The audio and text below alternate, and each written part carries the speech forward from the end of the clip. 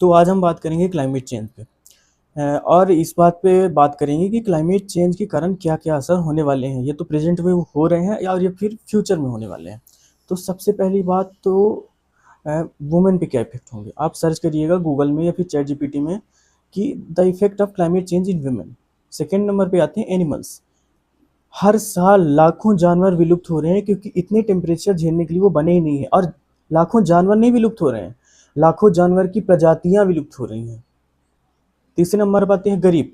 जैसा कि हम जानते हैं वो रोड पे रहते हैं या फिर छोटी-मोटी झोपड़ी में रहते हैं। तो जो एक्सट्रीम वेदर इवेंट्स होते हैं, जैसे बहुत ज़्यादा भूकंप आ गया, बहुत तेज़ आँधी आ गई, तो वो उसके लिए सर्वाइव ही नहीं कर पाएँगे इस सिचुएशन में।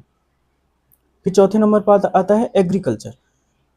हमारी जो फसलें होती हैं, जो तीनों सीज़न की, वो एक बनी है निश्चित तापमान के लिए। हर एक फसल एक निश्चित तापमान में उगती है। अगर उस निश्चित तापमान से इधर-उधर टेम्परेचर हुआ, तो फसलें उग ही नहीं पाएँगी।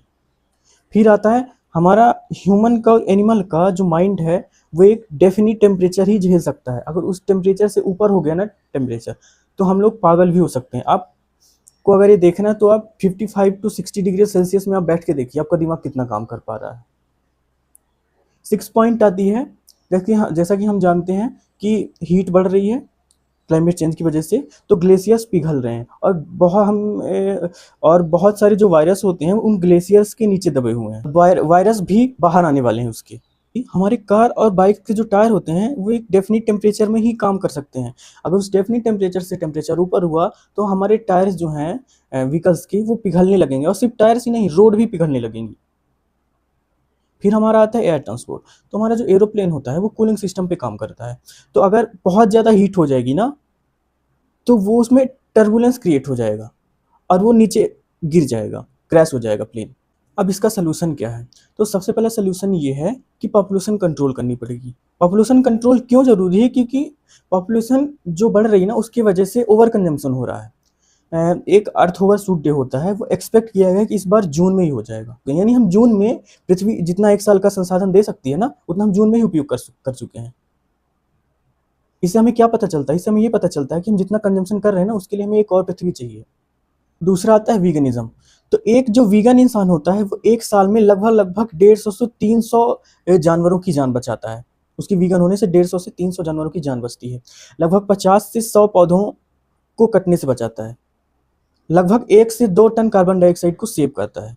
हमें ये जानना होगा कि हमारी नीड क्या है, हमारी डिज़ायर क्या है। आपको अपनी लाइफ़स्टाइल में क्वेश्चन उठाना पड़ेगा कि क्या आप जैसी लाइफ़स्टाइल जी रहे हैं, वो ज़रूरी है।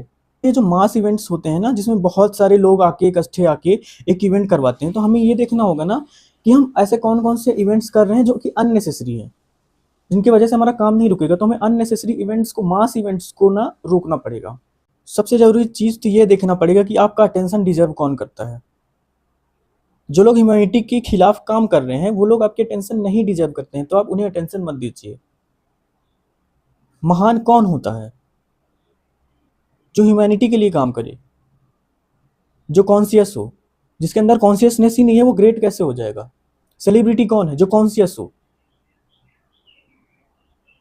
कोई किसी एग्जाम को क्रैक लिया, 10-15 एग्जाम को क्रैक कर लिया, उसके पास बहुत पैसा आ गया, बहुत सारी गाड़ियां आ गई, this doesn't mean that he is a greatest person.